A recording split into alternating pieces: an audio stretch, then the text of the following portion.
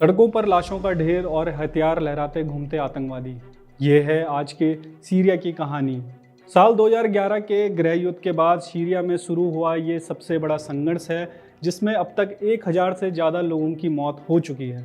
असद के समर्थकों और सीरियाई सरकार के सेना के बीच चल रहे इस संघर्ष से हालात इस कदर बिगड़ चुके हैं कि ये कहा जाने लगा है कि सीरिया अब दोबारा सिविल वॉर की ओर बढ़ रहा है। लेकिन सवाल ये उठता है कि आखिर सीरिया यहाँ तक पहुँचा कैसे। पिछले साल दिसंबर में सीरिया में तख्तापलट हुआ, जिसके बाद बशर अल सरकार की 24 साल पुरानी सत्ता गिर गई। असद तो रूस भागने में कामयाब रहे, लेकिन सीरिया को विद्रोहियों के हाथ छोड़ दिया। विद्रोही गुटों को लीड कर रहा था अहमद अल शरा, जिसे अबू मोहम्मद अल जुलानी के नाम से भी जाना जाता है। असद के जाने के बाद शरा ही सीरिया का अंतरिम राष्ट्रपति भी है। शरा का गुट हयात तहरीर अल शाम या STS पहले अल कायदा की ही एक शाखा था, और शरा भी खुद कुख्यात आतंकी संगठन आइसिस और अल कायदा का भाग रह चुका है। STS ही फिलहाल सीरिया की सत्तारूढ़ पार्टी भी है। असद सरकार के गिरने के बाद सुन्नी लड़ाकों ने अल्पसंख्यक अलावी समुदाय को टारगेट करना शुरू कर दिया था। ऐसा इसलिए क्योंकि असद भी अलावी समुदाय से ही आते हैं, जो इस्लाम के शिया संप्रदाय का ही एक सेक्ट है। सीरिया एक सुन्नी बहुल देश है, जहां शिया संख्या महज 10% के करीब है। असद के समर्थक आज भी उसके प्रति वफादार हैं, और बीते 6 मार्च को असद के इन्हीं समर्थकों ने सीरिया की सेना पर हमला कर दिया था। ये हमला असद के गढ़ माने जाने वाले जबलेह में हुआ, जहां असद समर्थकों ने सरकारी चौकियों और गश्ती दलों पर हमला किया, जिसमें 13 कर्मियों की मौत हो गई थी। इसके बाद सरकार की तरफ से जवाबी कार्रवाई की गई, जिसमें कई नागरिक मारे गए। इस अवसर का फायदा उठाते हुए सुन्नी लड़ाके भी सरकारी बलों के साथ शामिल हो गए और अलावी लोगों समेत अन्य सीरियाई अल्पसंख्यक जैसे कि ईसाई और ड्रूज को निशाना बनाने लगे। शायद इसलिए क्योंकि रमजान चल रहा है, और रमजान के दौरान इस तरह की घटनाएं बढ़ जाती हैं। बताया जा रहा है कि इन सुन्नी लड़ाकों ने असद शासन के तहत झेले गए अत्याचारों का बदला लेने के लिए अलावी समुदाय को निशाना बनाया। पहले अलावी लोगों को गोलियों से भून डाला, और फिर उनके घरों को लूट कर इलाके में आग लगा दी गई। सीरिया के अंतरिम राष्ट्रपति अहमद अल शरा ने हिंसा के लिए असद समर्थकों को दोषी ठहराया है, और कहा है कि वे सांप्रदायिक संघर्ष को भड़काने की कोशिश कर रहे हैं। विशेषज्ञों की माने तो अगर सीरिया की सरकार जल्द ही हालातों पर काबू नहीं पाती, तो सीरिया की स्थिति और बिगड़ सकती है।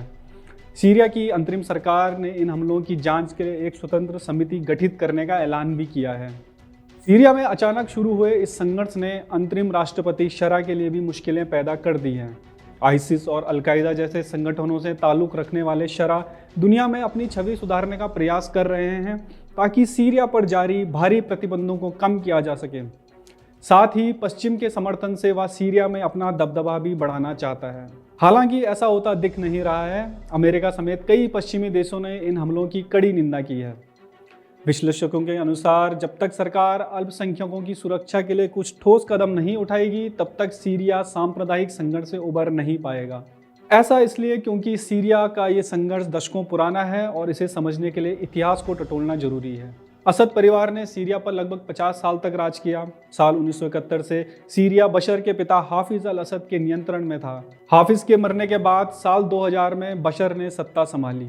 असद ने अलावी संप्रदाय के लोगों को बड़े बड़े पदों पर चयनित किया, ताकि सीरिया में उनका दबदबा बना रहे। कई लोगों का मानना था कि सीरिया में भले ही सुन्नी बहुसंख्यक थे, लेकिन सत्ता और संसाधन अलावी लोगों के हाथों में ही केंद्रित थे। इसी कारण अलावी समुदाय सुन्नी बहुल सीरिया के लोगों की आंखों में चुभने लगे थे।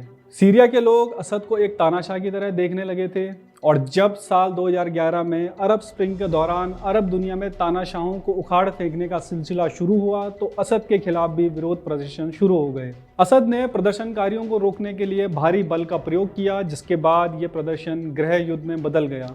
इसके बाद कई देश जैसे कि अमेरिका, इजराइल, तुर्की, ईरान और रूस भी इस गृह युद्ध में शामिल हो गए, और अलग अलग ग्रुप्स और प्रॉक्सी फोर्सेस को समर्थन देने लगे। इससे हालात और भी बदतर होते चले गए।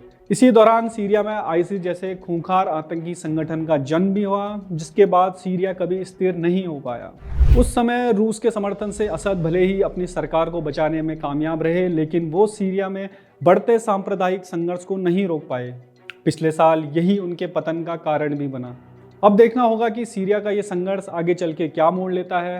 हालांकि अल्पसंख्यकों का अहमद अल शरा के प्रति अविश्वास और सीरिया में कई हथियारबंद प्रॉक्सी फोर्सेस के होने से फिलहाल सीरिया का भविष्य अनिश्चित ही लग रहा है। धन्यवाद।